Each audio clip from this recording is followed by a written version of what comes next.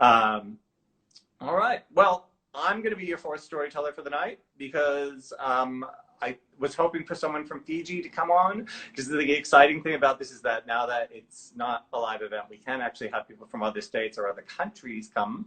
So hopefully, my friend Leah is going to be with us next week. But I just want to finish it off with a quick story about expectations. Now, I'm usually don't tell things that are that embarrassing, but I decided to go the whole hog and tell you an embarrassing story tonight. So, and Jay, this goes back to you in my story about my hair.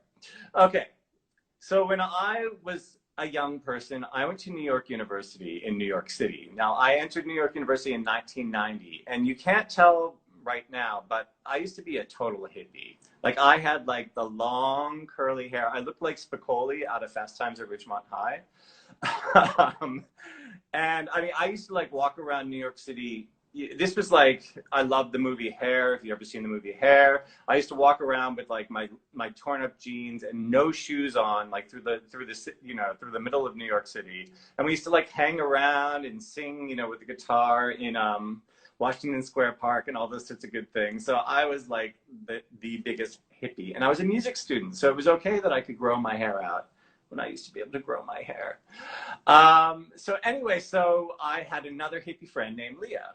And Leah and I were both music theater students. And so we were auditioning for the musical at school called Sunday in the Park with George, which was like a big hit on Broadway in, I guess it must have been the 80s, because this is 1990 or 91 when we were auditioning.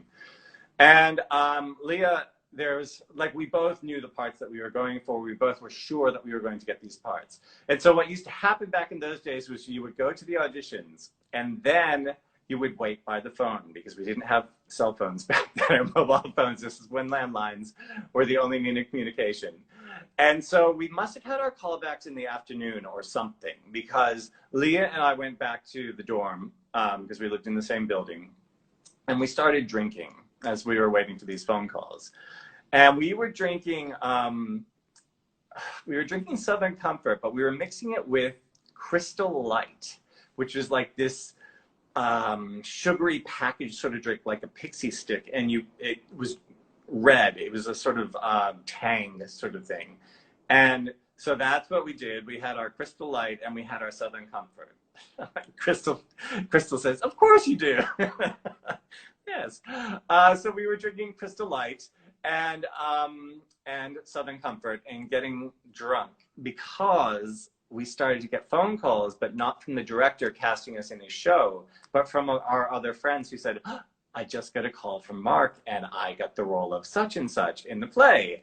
And we were like, "Oh, well, maybe our phone calls are going to come because my last name is Young. So, maybe I'm at the end of the list." And Leah was like, "But my last name starts with a C and Dina's starts with an L. So that theory is kind of bad." So anyway, so we were getting drunk and we were having a great time.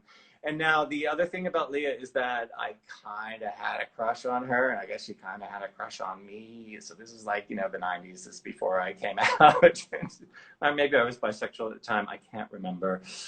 And so anyway, so, things started to get a bit amorous. But as things got amorous, we continued to drink. And then it sort of got to that part where it was like, okay, so what's going to happen? Is this going to be the night? And for me, that meant the night that I was going to lose my virginity. And so we thought it might be. So I went to get a condom and we proceeded to, do what you do before you do the big act. But we had been drinking all this Crystal Light and Southern Comfort, and I started to get very, very queasy, and the room was spinning. And I was like, "Leah, I'm not sure what's going to happen here. I don't know if I can make it." And then I ran out of the bedroom into the bathroom and proceeded to go, and projectile vomited red Crystal Light and Southern Comfort all over her tiled bathroom. Oh, and then I probably pretty much passed out at that point. And so, needless to say, Leah and I are still friends. However, we never consummated our school, our crush, our our lovely relationship because of a little thing called Crystal Light and Southern Comfort. And Leah was such a gentlewoman that she even did let me pass out and cleaned up without complaining, and we're still friends to this day. So talk about expectations and not so great expectations. Yeah. Luckily, I'm married now, so he has to put up with whatever I throw his way, even if it's projectile vomit all over the tiles. And that is my story of great or not so great expectations.